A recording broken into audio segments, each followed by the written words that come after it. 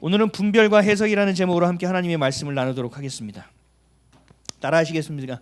분별과 해석. 분별과 해석. 원래는 오늘 설교 말씀 온라인으로 내보내지 않으려고 했어요. 왜냐하면 좀 스포성 내용이 좀 있을 수도 있을 것 같아서. 근데 온라인으로 초청하신 분이 계셔가지고 바꿔서 지금 라이브로 돌렸습니다. 그래서 최대한 제가 스포하지 않으면서 하나님 말씀을 좀 나누도록 하겠습니다.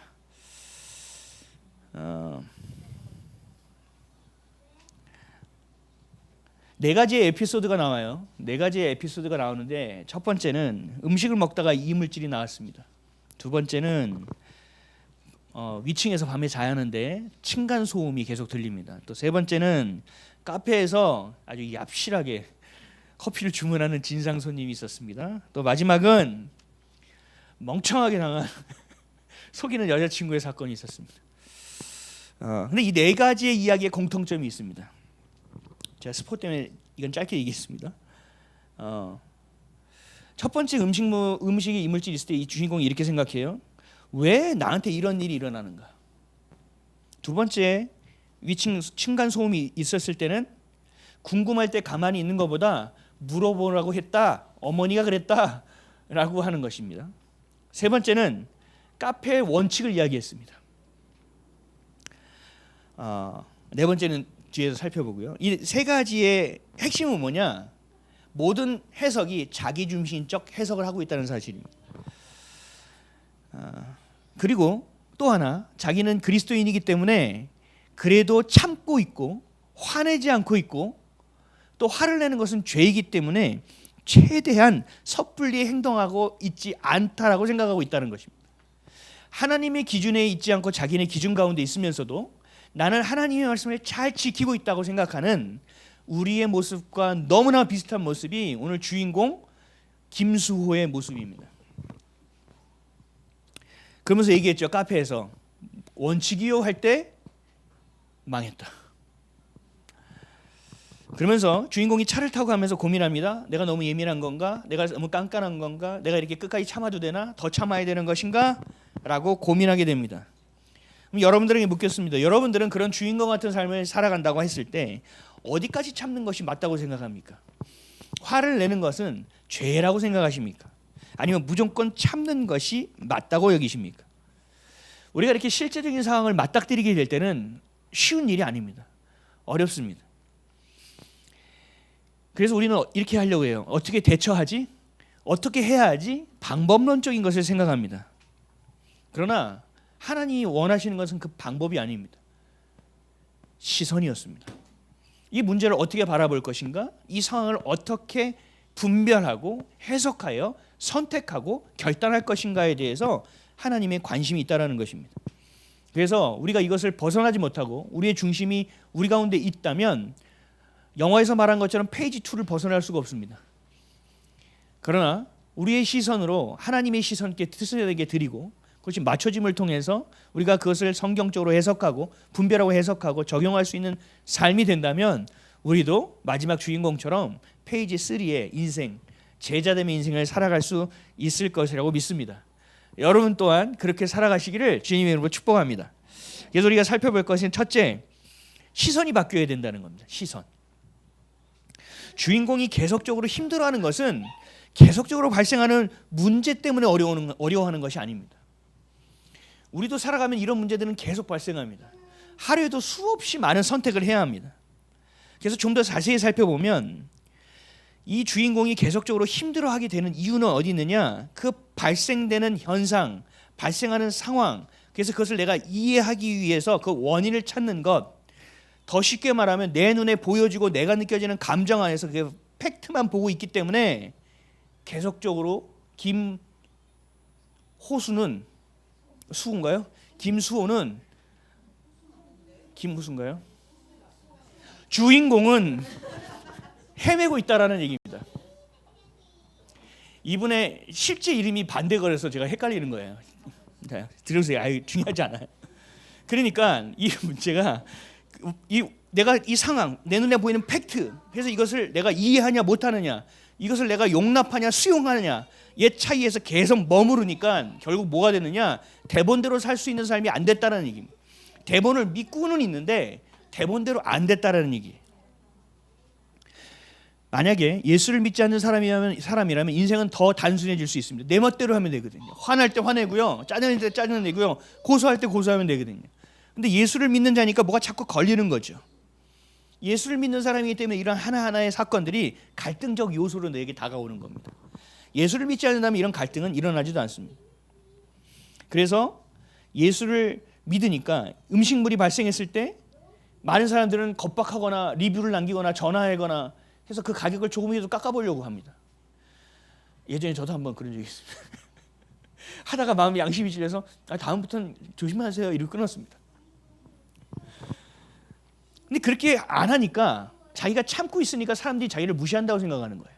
이물질이 또 나왔잖아요. 애가 없다고 했어요. 나중에 가니까 애가 있었어요. 감사합니다. 그래서 대사를 잘 치는 아이가 있었어요. 사과 한마디 하면 되는데 왜 저딴 식으로 하냐는 거예요. 이해가 되지 않는다라는 겁니다. 왜 거짓말을 했냐는 거예요. 그래서 올라가서 행패 부리는 사건을 자기가 생각합니다. 카페 진상 손님을 만날 때도 마찬가지예요. 가세요라고 얘기하고 싶었던 것. 자기를 너무 바보 취급하는 거예요. 나중에 마지막이 클라이막스가 여자친구였죠. 그래서 자신의 분을 이기지 못하고 한 3번인가 4번 화내는 장면으로 전화를 하는 모습들이 그려집니다. 그러니까 스스로도 용납이 안 되고 또 그 상대방이 용서도 안 되는 상황. 왜 계속 이런 일들이 이 안에서 벌어지느냐? 영화 때문이다? 아니요. 우리 안에서도. 왜요? 그리스도인이기 때문에. 그렇다면 우리는 이것을 어떻게 바라봐야 되느냐? 이 시선부터 바뀌어야 되는 거예요. 왜 일어났냐? 어떻게 일어났냐? 어떻게 해야 되느냐? 참아야 되느냐? 말아야 되느냐? 차원이 아니라는 겁니다. 그 팩트를 바라보기 때문이죠. 이건 뭐예요? 하나님의 의도가 무엇인지를 볼 수 있어야 하는 거예요. 하나님의 의도를 헤아리지 못하는 것에 문제가 있는 거예요. 그건 뭐예요? 내가 이미 하나님과 나와의 관계 사이가 벌어져 있다는 얘기입니다. 하나님의 시선과 내 시선이 맞춰져 있었는데 하나님의 뜻이 내 뜻이 되길 간절히 원했는데 그것이 갭이 생기기 시작했다라는 얘기입니다. 이미 내 마음이 빼앗겼다라는 얘기죠. 그러니까 여러분들이 생각해야 돼요. 팩트가 있다. 이것이 정확하냐? 용납될 수 있느냐? 수용할 수 있느냐? 라는 생각을 하게 되는 순간부터 하고 여러분들이 알아차릴 수 있어야 돼요. 근데 우리는 이래야 되죠. 하나님, 이렇게 왜 이런 거죠? 라고 물어볼 수 있어야 된다는 거예요. 그래서 첫 번째가 문제의 해결을 위한 것이 아니라 우리의 시선을 먼저 바라볼 수 있어야 되는 것이 1번이라는 겁니다. 두 번째, 자신의 생각과 논리의 중심이 자기 성경에 있어야 한다는 것입니다. 하나님의 계획하심과 의도를 알지 못하기에 용서할 수 없는 것. 그래서 주인공은 이렇게 얘기하죠. 이해할 때 용서할 수 있다고 배웠다. 궁금한 것은 가서 물어보라고 배웠다. 이거 누구한테 배운 거예요? 성경에서 말씀하는 내용이 아니란 말이에요. 이거는 내가 들은 내용이란 말이죠. 내가 경험되어지고 맞다라고 내가 용인한 내용, 인지한 내용이 들어가 있는 거예요. 대본과 말씀으로 인한 해석이 아니란 말입니다. 자신만의 논리로 판단하고 있다는 증거죠. 여자친구의 전화번호가 바뀌었어요. 그러면 연락을 해봤어야 되는데 그렇지 않았어요. 자기 멋대로 생각했어요. 이미 고무신 거꾸로 신었는데 굳이 내가 할 필요가 있어? 라고 본인도 생각했다는 거죠. 모든 것이 이것은 지레짐작하는 거죠. 자기가 생각하는 원칙, 카페에서도 자기가 말했던 원칙, 생각해보니까 원칙이 없네? 나도 모르게 생각하고 있는 나의 논리와 내 생각의 기준들이 있다라는 거예요. 누구나. 이 주인공만이 아니라. 그 가운데서 우리가 살아갈 때는 우린 대본에서 멀어진다는 얘기입니다. 결국은 뭐예요? 대본으로 가야 된다는 얘기죠. 하나님의 말씀으로 들어가야 된다는 얘기죠. 내 생각을 내려놓는 것, 내 생각이 깨져야 된다는 얘기입니다. 그래서 늘 내 안에서 싸움이 있는 거예요. 난 이렇게 하고 싶은데 하나님 이렇게 하지 말래. 우린 이 싸움 가운데 있는 것이 맞다라는 얘기입니다. 그럴 때 이미 어떻게 해야지 선택을 한다는 건 갈등 상황이에요. 내 안에 이미 결단이 되어 있어야 됩니다. 하나님의 말씀은 진리야. 하나님은 나에게 나쁜 것을 주실 리가 없어. 하나님이 실수하지 않으셔. 라는 그 진리를 내가 붙잡고 있어야 된다는 거예요.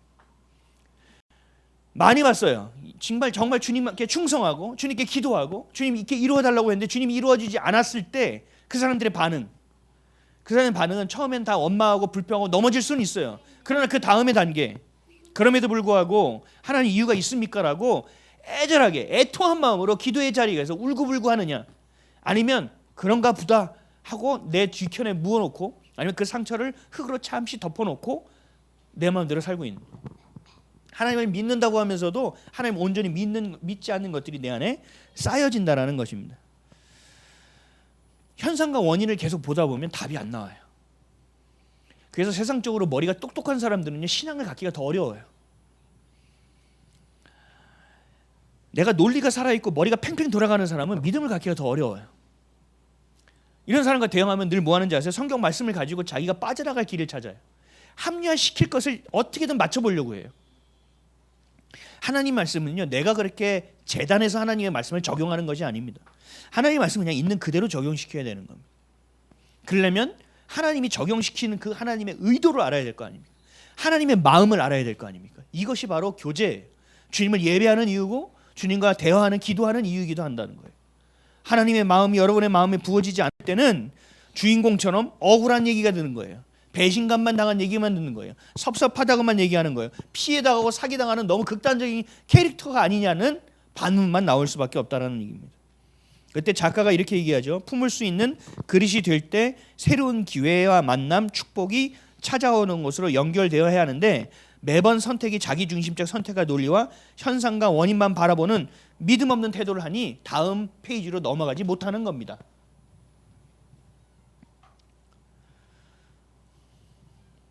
이게 계속 반복되는 거거든요. 성경은 말씀해요. 그리스도로 옷을 입으라. 그리스도의 옷을 입으면 옷을 입은 자처럼 행동하라는 겁니다. 내 몸에 맞는 옷을 입어야 된다는 거죠. 피해당하고 사기당하고 극단적인 캐릭터, 이건 내중심적 해석이거든요. 하나님 입장에서는요, 네가 지금 생각이 전환되지 않았다. 네가 지금 시선이 전환되지 않았다. 지금 네가 이만큼 갈 준비가 아직 되어지지 않았다라는 하나님의 메시지가 있음에도 불구하고, 아니면 지금 네가 이 상태로 나에게 올 수 없다, 내려놓고 오거라는 하나님의 의도가 분명히 있다라는 얘기입니다. 그런데 이것을 하지 못하는 사람의 특징은 뭐냐? 열심히 사는 사람들이에요. 안 됐어요? 내가 다시 해보겠다. 안 됐어요? 하나님 막았어요? 다시 해보겠다. 7.8기. 선생님, 여러분, 이거는 별로 그렇게 기독교적이지 않습니다. 7.8기가 우리에게 중요하지 않아요. 한 번을 넘어져도 제대로 넘어지고, 넘어졌을 때 주님을 찾아야 되는 거예요. 내 힘을 빼고 주님 어떻게 해야 합니까? 라고 자기가 부인되고 하나님의 주권을 인정하는 상태가 돼야 되는 거예요. 이게 안 될 때는 7.8기 아니요, 9전, 10전, 11전, 12전 가도요 계속 넘어집니다. 하나님께 택함 받은 자녀는요, 얼렁뚱땅 잘 되는 일이 벌어지지 않아요. 그래서 제가 교회 다니는 분들에게 로또 사지 말라는 얘기들을 하는 거예요. 되지 않아요. 하나님은 그렇게 하지 않으세요. 물질을 달라고 기도한다고요? 내가 그 물질을 받았을 때 하나님보다 내가 물질을 더 섬기는 상황이 된다면 하나님 절대 주지 않으세요. 아무리 내가 될 만한 놈이라 하더라도. 그래서 주변에서 얘기하죠. 야, 넌 될 놈인데 왜 안 되는지 모르겠어. 왜 몰라? 하나님 막으신 건데. 하나님께 택함 받은 자는요, 하나님이 그냥 건성으로 하지 않으세요. 아주 적극적으로 막을 때는 막으시고, 무너뜨릴 때는 적극적으로 무너뜨리신다고요. 왜요? 그래야 다시 새 것이 올라올 수 있으니까요. 억울하다고 여기서는 안 됩니다. 여러분이 하나님 앞에 가서 구하셔야 됩니다. 하나님, 제가 뭔가 잘못하고 있는 것이 있습니까? 하나님, 제가 뭔가 더 깨져야 될 것이 있습니까? 하나님, 제가 버려야 될 것이 있습니까? 아직도 제 힘이 빠지지 않았습니까? 그렇다면 하나님 좀 도와주세요. 이렇게 되려면 어떻게 되는지 아세요? 한두 번 깨진 게 아니고 제대로 깨져야 됩니다. 와장창 깨져야 됩니다. 그렇지 않는 이상요, 하나님이 인정하지 못합니다. 인간이란 존재가 그래요. 얼마나 완악하고 얼마나 교만한 게 인간인데요. 세상의 모든 동물과 하나님이 모든 창조하신 것들은요, 하나님이 있으라는 곳에 있습니다. 하나님이 하라는 것만 합니다. 근데요, 인간만 그걸 안 합니다. 있으라는 곳 꼭 있으면 저희가 있습니다. 하지 말라면 합니다. 우리 자녀 키울 때 다 그랬잖아요. 그게 인간의 완악함이에요. 이 안에 DNA가 이미 들어있는 거예요. 여러분, 팩트를 보시면 안 돼요. 아예 보지 말라는 얘기가 아니에요. 우선순위를 가져야죠. 먼저 주님 앞에 가져가야 되는 거예요. 하나님 앞에. 먼저 보일 수 있죠. 제 말은 아예 보지 말라는 게 아니고 분석하지 말라는 얘기입니다. 이걸 어떻게 해결하려는 생각보다는요, 그 문제의 현타가 와야 주님 앞에 가져갈 수 있지 않습니까? 주님 앞에 먼저 가져가라는 거예요. 그 안에서 깽판을 부리든 깽깡을 부리든 엎드려 기도하든 뭘 하든 주님 앞으로 가라는 얘기예요. 그러지 않고서는 그 다음이 열리지가 않기 때문에 그렇습니다. 제일 참 안타까운 게 주님을 믿는다고 하면서 그렇게 깨지고 주님이 사랑함을 그렇게 표현하고 너는 선택된 존재라고 그렇게 주님이 말씀함에도 불구하고 자기만 모르는 거예요. 그러니까 난 다시 해볼 거야. 다시 해볼 거야. 시대를 잘못한 거야. 사람을 잘못 만난 거야. 내가 잘못 착각한 거야. 자금이 없어서 그런 거야. 계속 이유만 찾는 겁니다. 답이 안 나옵니다. 그래서 마지막 주인공은 깨닫는 건 뭐예요? 페이지 2에서 페이지 3로 넘어가지 못하는 이유의 문제는 누구에게 있었다? 나에게 있었다라는 걸 깨닫는 거예요. 그래서 뭐 합니까? 대본에 충실해야겠다. 이해되지 않아도 내가 그 길을 걸어가 보겠다 라고 본인이 결단할 수 있는 겁니다. 대본을 따르지 않는다는 것은 대본을 믿지 않는다는 얘기잖아요. 하나님의 말씀을 내가 진리로 믿어. 그런데 내가 행함이 없어. 이건 내가 믿지 않는다는 얘기입니다. 그걸 스스로가 깨달을 수 있도록 주님 앞에 거울 앞에서 여러분 고춧가루가 낀 것처럼 낀 것이 있나 없나를 바라보듯 하나님의 말씀 앞에 나를 자꾸 비춰보는 훈련이 되어야 한다는 거예요.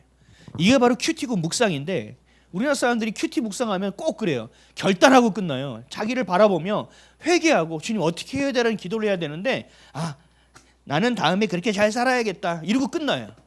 이것 또한 자기중심적이라는 말이죠. 하나님 중심으로 여러분 중심이 계속 옮겨가야 합니다. 하나님의 뜻으로 여러분 뜻이 계속 옮겨가야 됩니다. 하나님의 시선으로 여러분 시선이 계속 옮겨가져야 됩니다. 이게 안 되면 순간적으로 무너집니다. 신학 공부를 많이 했던 목회 경험이 수십 년이 되던 목사든 관계없습니다. 시선이 멀어지고 핀트 하나가 딱 나가는 순간 똑같습니다. 똑같이 무너져 버립니다. 제가 이틀 전인가 뉴스를 들었습니다. 극동방송에서 그 이사장 목사님이 캠페인을 벌인다고 합니다. 캠페인 이름을 까먹었습니다. 요즘 반려견이 많아졌다. 그래서 우리 예수를 믿는 사람들도 반려견을 많이 키우니 이러한 캠페인을 하자. 뭐라고 했느냐? 사람 중심에서 생명 중심으로 캠페인을 하는 거예요. 맞아요, 틀려요? 왜 틀려요? 맞잖아요. 사람 중심에서 생명 중심으로 가야 되는 거. dog. 잘 들어보세요. 맞는 것처럼 느껴진다고요? 아니요. 사람 중심에서요. 하나님 중심으로 가야 됩니다. 성경은 제가 얘기했죠. 우리는 무엇을 이루는 존재가 아니에요. 그 이루시는 분은 하나님이시라고 분명히 나와 있어요. 우린 뭐예요? 성숙하는 자예요. 거룩해지는 자예요. 뭔가를 이루고 막 만들고 이런 존재가 아니에요. 우리는 그건 하나님이 하시는 겁니다. 우리가 해야 될 건 거룩함으로 살아내고 있느냐, 하나님이 진짜 나에게 하나님이 되어가고 있느냐, 하나님 이것을 굉장히 중요하게 여긴다니까요. 성과가 아니라 성화라고요. 그러니까 성경을 제대로 알아야 되는 거예요. 하나님이 우리에게 기대하는 것이 무엇인지, 나의 수준은 어느 정도인지를 알지 못하면 이러한 주인공의 싸움과 같은 일이 계속돼요. 마지막에 고백이 난 좀 너무 멋있는 것 같아요. 이해되지 않아도 그냥 따르려고 한다. 그 뒤가 더 중요해요. 이것이 나를 위한 것이니까. 이건 무슨 뜻인지 아세요? 내 중심이 아니에요. 하나님의 주권을 인정하는 것이고 하나님이 나를 얼마나 사랑하는지를 깨달은 자의 고백이라는 겁니다. 대표와 감독과 작가가 모여있을 때 이렇게 얘기합니다. 우리 모두는 당신을 위해 존재하는 겁니다. 주인공 호수죠. 호수. 김호수 씨, 우리 자주 봅시다. 이게 예배의 자리에 나옵시다. 수호예요? 수호. 여러분 좀 제발 아이비처치 수준이 좀 있어야 돼요. 그냥 그러려냐고 이건 넘어가야 돼요. 자, 하나님의 의도하심은요, 우리를 향한 사랑이라는 거예요. 우리를 향한 사랑. 아멘이십니까? 예. 이름 잘못 불렀다고 설교 망친 겁니까? 아니잖아요. 그죠? 마태복음 7장 9절에서 12절 이렇게 말씀하세요. 너희 중에 누가 아들이 떡을 달라 하는데 돌을 주며 생선을 달라 하는데 뱀을 줄 사람이 있겠느냐? 너희가 악한 자라도 좋은 것으로 자식에게 줄 줄 알거든 하물며 하늘에 계신 너희 아버지께서 구하는 자에게 좋은 것으로 주시지 않겠느냐? 그러므로 무엇이든지 남에게 대접을 받고자 하는 대로 너희도 남을 대접하라. 이것이 율법이요 선지자니라. 아멘. 그래서 가장 중요한 것은 뭐예요? 현상이 아니에요. 보여지는 팩트가 아니에요. 그 원인을 내가 이해하느냐 못하느냐가 아니에요. 중요한 건 하나님의 뜻이냐가 중요한 거예요. 지금 내가 하는 생각이 중요한 게 아니라 하나님이 원하는 게 뭔지를 아는 게 중요하다는 거예요. 근데 이렇게 이것을 뭐라고 얘기하냐? 분별이라고 합니다. 분별. 근데 이 분별은 하나님을 신뢰해야만 할 수 있는 거예요. 오늘 지금 마태복음 읽은 것처럼 하나님은 어떤 상황 가운데서도 우리를 향한 사랑은 변치 않으신다. 하나님은 어떤 상황 가운데서도 실수하지 않으신다. 만일 우리가 실수했다 하더라도 하나님은 여전히 나를 사랑하고 계시고 하나님 그 실수를 통해서도 하나님은 일을 하신다. 이거에 대한 분명한 개념과 믿음이 우리 안에 있어야 된다는 것. 하나님의 계획을 신뢰해야 한다는 것. 하나님의 의도하심을 신뢰해야 한다는 것. 다른 사람이 나를 이해하든 못하든 이게 중요한 것이 아니라는 것. 로마서 5장 6절 8절 우리가 아직 연약할 때의 기약대로 그리스도께서 경건하지 않은 자들을 위하여 죽으셨도다. 8절 우리가 아직 죄인 되었을 때 그리스도께서 우리를 위하여 죽으심으로 하나님께서 우리에 대한 자기의 사랑을 확증하셨느니라. 아멘. 하나님은 나를 어떻게 생각할까? 여러분 생각해 보세요. 하나님은 나를 어떻게 생각할까? 나라는 존재를 하나님은 어떻게 생각하고 계실까? 하나님은 그런 나를 어떻게든 살리려고 하신 이유는 뭘까? 그래서 그 하나뿐인 아들을 이 땅에 보내셔서 그렇게 처참하게 우리의 죄의 대가를 치르게 하셨을까? 이것이 우리 안에 믿어지는 순간부터 여러분들의 시선은 하나님께 가게 됩니다. 그 은혜의 감격이 여러분께 넘치는 것부터 시작된다는 거예요. 그거는 뭐예요? 그 더 처음 시작은 뭐예요? 내가 죄인이라는 사실을 인정해야 된다는 겁니다. 우리 뭐 너도 죄인이고 나도 죄인이 다 죄인이지 이런 수준이 아니에요. 다른 사람과 관계없이 상대적인 것이 아니라 내가 주님 앞에 딱 맞닥뜨렸을 때 하나님 나는 죄인입니다. 주님 나를 좀 떠나소서라는 고백이 나올 정도의 내 스스로의 모습을 볼 수 있어야 돼요. 그래야 십자가의 은혜가 얼마나 큰지를 경험할 수 있게 되는 거예요. 그 사랑이 나를 향한 사랑이 얼마나 큰지를 알게 될 수 있다는 거예요. 우리가 죄인 되어 있을 때 아직 회개도 하지 않았을 때 주님 우리를 위해서 죽어주셨다. 우리가 아직 연약할 때 기약대로 주님이 약속하신 대로 경건하지 않은 자를 위하여 죽으셨다. 우리는 얘기해요. 제가 사과하면 받아줘야지. 제가 이렇게 하면 받아줘야지. 용납하고 이해되고 원인을 알면 해줄 거야. 아니요. 주님 그렇게 얘기하지 않으셨어요. 경건하지 않은 자를 위하여 죽으셨고 아직 회개하지 않은 자를 향하여 그 사랑을 확증하셨다라는 얘기입니다. 팩트는 그렇게 중요한 게 아니에요, 여러분. 우리가 이 땅을 살고 이 땅이 전부처럼 느껴지고 여겨지니까 이게 중요하게 보여지는 것뿐입니다. 하나님의 뜻은 하늘에서 이루어진 것처럼 땅에서 이루어지는 것입니다. 땅에서 이루어지는 것만 보면 안 돼요. 하늘에서 하나님의 뜻이 어떻게 이루어질 것인지를 우린 같이 연합하는 거예요. 그걸 위하여 같이 기도하는 거라고요. 이게 바로 교회입니다. 이게 바로 자녀의 모습이에요. 이것을 성경은 믿음이라고 얘기합니다. 나를 위해서 십자가에서 죽으시고 나를 위하여 죽음 가운데서 부활하신 예수 그리스도 그 은혜, 그 사랑이 내게 믿어질 때, 그 사랑이, 그 십자가의 은혜가 내 삶에 비춰질 때, 그때 우리는 하나님의 의도를 신뢰하게 됩니다. 그래서 어떤 상황 가운데서 원인을 찾고 현상을 바라보는 것이 아니라 하나님의 뜻을 구하게 되어 있습니다. 그럼 이런 사람들은 어떻게 할까요? 때마다 어떤 순간마다 내게 갑자기 찾아온 상황마다 말도 안 되게 내가 한 것과 관계없이 내게 번져오는 억울하고 섭섭한 일 가운데서 우리는 자유케 될 수 있는 겁니다. 그 가운데서 좌절하고 절망하고 낙심을 갖지 않습니다. 왜요? 그 가운데서 하나님의 뜻이 있다고 믿기 때문에. 그 가운데서 하나님께서 나를 살리시기 위해서 이 상황을 내게 용인하셨다는 것을 내가 믿기 때문에.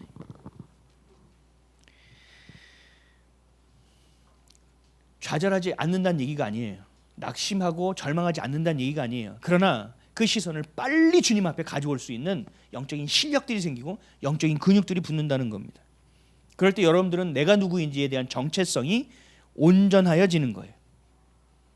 그럼 가치가 달라지고 세계관이 달라지고 우리가 보는 것이 달라지고 행하는 것이 달라지고 모든 것이 달라지는 거예요. 고린도전서 1장 18절 십자가의 도가 멸망하는 자들에게는 미련한 것이요 구원을 받는 우리에게는 하나님의 능력이라. 이렇게 살면 세상 사람들 우리를 미련하다고 보죠. 야, 그 시간에 공부 더 해. 야, 그 시간에 더 뭘 연구해. 아니요. 우리는 그렇게 하지 않습니다. 하나님이 어떤 분이신 줄 알고 하나님이 어떻게 일하시는지를 알기 때문에 그렇습니다. 그래서 하나님을 하나님으로 믿을 수 있는 것, 예수를 내 삶의 그리스도로 받아들일 수 있는 것, 내 삶의 주도권을 성령에게 내어드릴 수 있는 것, 그 자체가 내게 가장 큰 축복이 되는 것입니다. 여러분들은 이미 축복을 받은 자입니다. 아멘이십니까? 아직도 세상이 주는 축복을 바라고 계십니까? 그거는 따라오는 겁니다. 마치 1+1처럼. 그것을 주지 않으실 수 있어요. 그래도 나는 감사하고 행복하고 누릴 수 있습니다. 여러분들은 부자예요. 별로 좋아하지 않네요. 성숙합니다. 우리 교회. 영적인 부자입니다, 여러분들은. 왜요? 그리스도의 그 구원의 비밀을 알고 있는 자들이잖아요. 그래서 그거를 어떻게 해요? 나누어 줄 수 있잖아요. 그걸 나누어 주면 없어지나요? 나눌수록 더 커지는데. 여러분 영적인 부자인 줄 믿으시기 바랍니다. 아멘.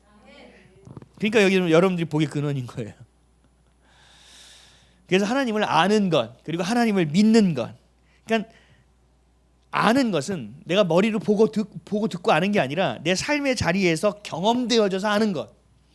그래서 내 안에 주신 것을 통하여 내가 믿어지는 것. 이것으로 우리가 그리스도의 분량에까지 자라간다고 얘기하는 거예요. 에베소서 4장 13절에서 15절.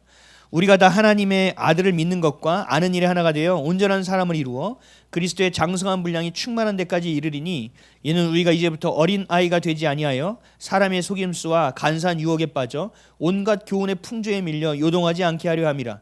오직 사랑 안에서 참된 것을 하여 범사에 그에게까지 자랄지라. 그는 머리니 곧 그리스도라. 아멘. 여러분의 머리는 그리스도가 맞습니까? 아멘이십니까? 그럼 그리스도가 원하는 대로 해야 되는 거 아닙니까? 그럼 여러분은 그리스도의 몸된 교회입니까?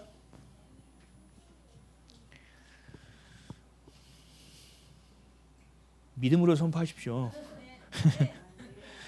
알아요. 우리는 저를 포함해서 다 연약하고 나약하고 비천하고 미천하고 완악한 존재라는 걸 알아요. 우리가 그래요. 근데 그리스도가 우리를 위하여 십자가에서 죽어주심으로 인하여 우린 달라졌다니까요.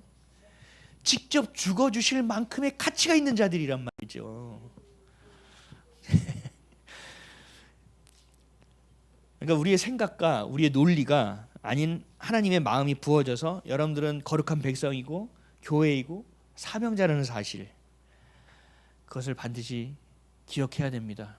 여러분, 이게 바로 분별이에요. 그리고 그 뜻대로 우리의 정체성이 있을 때 해석할 수 있는 겁니다. 하나님의 의도하심 안에서.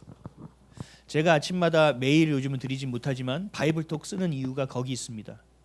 그건 뭐냐? 일상생활 가운데서 복음을 가지고 분별하는 것과 그 복음으로 어떻게 해석하는지를 계속 가르쳐 드리는 겁니다.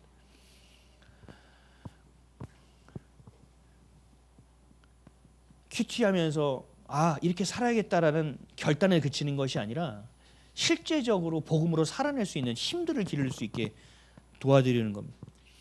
자기 중심에서 벗어나서 나를 죽기까지 사랑하신 하나님의 마음, 그리고 그 진리가 우리 삶의 유일한 기준이 되어야 하는 겁니다. 그럴 때 자유하게 되는 거예요. 그럴 때 애드립을 쳐도 그 애드립이 주님이 기뻐하시는 애드립이 되는 거죠. 오늘 말씀, 본문 말씀 다시 한번 읽어볼게요. 시작. 무명한 자 같으나 유명한 자요, 죽은 자 같으나 보라 우리가 살아있고, 징계를 받는 자 같으나 죽임을 당하지 아니하고, 근심하는 자 같으나 항상 기뻐하고, 가난한 자 같으나 많은 사람을 부여하게 하고, 아무것도 없는 것 같으나 모든 것을 가진 자로. 아멘. 이런 말씀을 드리면 다들 얘기해요. 내가 좀 유명해 보기나 하고 얘기했으면 좋겠다. 내가 좀 부유해 보고 나서 얘기하겠다. 좀 기쁨이 뿜뿜뿜 좀 올라야 되는데 뭐 근심한 좀 그래 봤으면 좋겠다. 좀. 그리고 좀 얘기하자. 아니요. 하나님 뭐라고 말했어요? 믿음은요, 바라는 것들의 실상이요, 보이지 않는 것들의 증거입니다.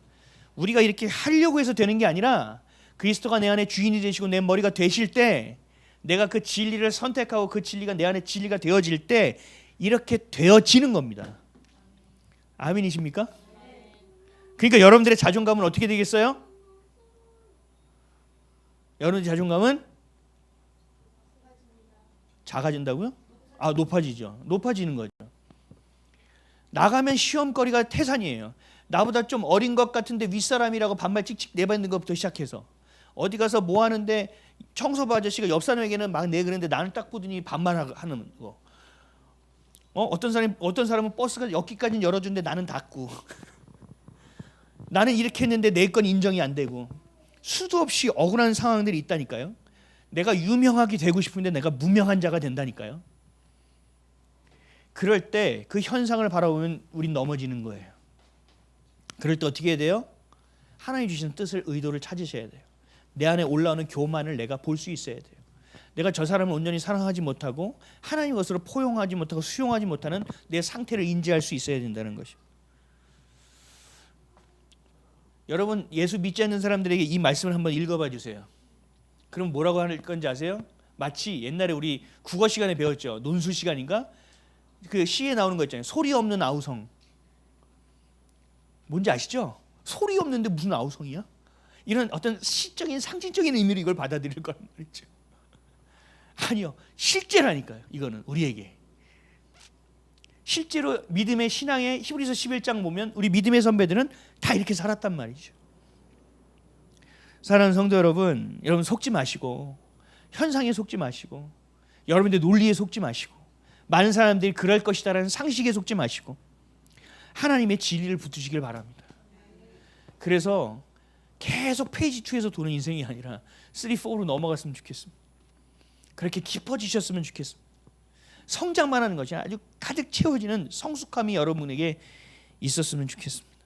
아까의 극동방송 캠페인처럼 사람 중심에서 생명 중심으로 그럼 모두가 아멘 할 때에도 여러분들은 뭐 잘못된 것 같은데 하나님은 어디 간 거죠? 라고 얘기할 수 있는 분별력이 있는, 그리고 우리는 그렇게 살아갈 수 있는 저 여러분 되시기를 예수님의 이름으로 간절히 축복합니다.